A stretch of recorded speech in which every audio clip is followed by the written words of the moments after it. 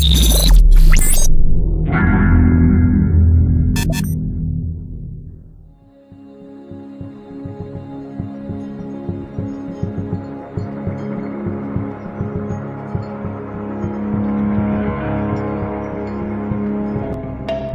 believe in miracles. I've seen my brother. I've seen a little girl get well. I've seen women with breast cancer. They come to St. Michael's and they pray. Then they'll come back and tell us I'm well. You have to have faith. Without faith, none of us can live, I don't think. My name is Goldie Parr. I had a brother that was 11 years old, and he was coming home with headaches. And we took him to a hospital in Tampa, St. Joseph's Hospital, and they diagnosed him that he had cancer in his brain. So they gave him 24 hours to live. Then my brother asked my mother, "Ma, bring me St. Michael's to me, please." We got a St. Michael's icon from Greece that's 400 years old. And when we went to Greece in 1936 with my mother and my brothers, to give St. Michael's Taxiarchi in Simi, Greece, $300, which was a lot of money. We gave the $300 because he saved my father and his boat crew from drowning when they were sponging.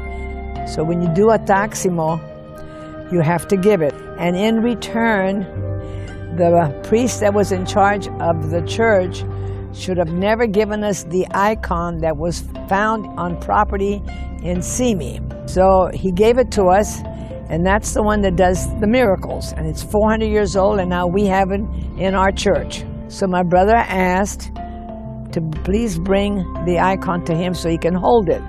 So my mother gave him the icon, and he put it on his chest. And he was starting to dream. Taxiarchi came to him and said, "Steve, I will make you well."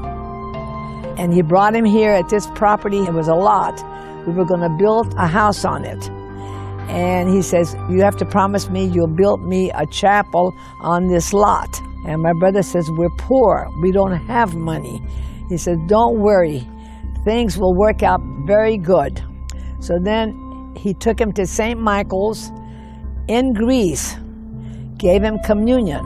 This is all in his dream. And then he brings him back to St. Joseph Hospital, and he says, "Tomorrow morning when you wake up, you can get up and take 3 steps and you will be well." So my brother got up, "Ma, St. Michael's came to me," and my mother said, "This is it, he's dying. You know, St. Michael's is the saint that takes our souls." So here comes Dr. Cook. He comes in, that was his doctor. He says, "Steve, what are you doing up?" He says, "I'm well." Dr. Cook checked him out, there was no cancer. 3 or 4 days later, he comes home, and he was never sick after that. It was all in the papers, Tampa Tribune and everywhere. And so we called the Archdiocese to give us permission to build the church.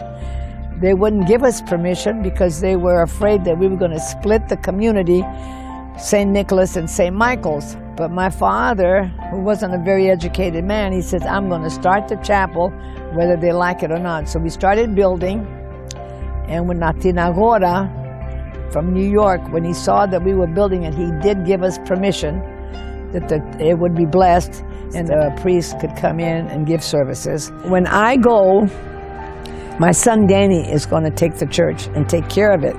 We're to keep it in the family, in the Salikas family, until we can. When I was 12 years old, I came here to show the church to a friend of mine, right? And when I opened the door, all I heard was bells ringing, right? Real loud bells. So I go outside, look at the bell tower, nothing's moving. So I come back in and I'm walking slowly through the church. And I finally come to the icon, and the bells were coming out of the icon. Real loud bells, just like someone had a bell, just ding, ding, constant, right? So of course I run out, my mother and my grandmother, everybody was here, so they all come in, they all heard it. But that was my miracle.